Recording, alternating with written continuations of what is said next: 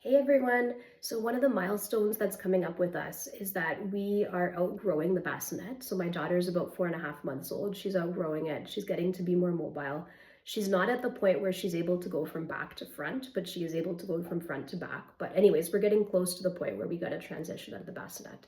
And so this has led to me deep diving on cribs and essentially what is the next potential environment for sleep. And especially in the context of travel, if we do that, what is she going to sleep in? And so one of the interesting things I've discovered is that pack and plays have very different regulations for sleep in the US and Canada.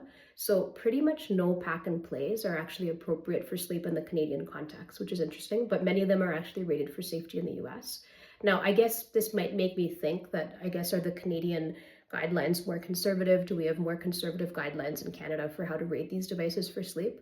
But it presents an interesting problem for parents because essentially, how are you going to be getting your kid to safely sleep on the go?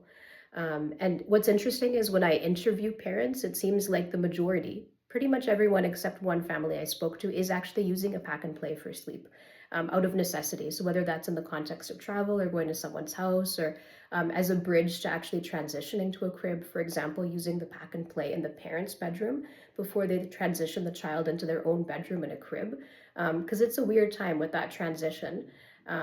So yeah, that seems to be practically what's happening. So I would love to hear your experience about pack and plays. Like, are you using it for sleep?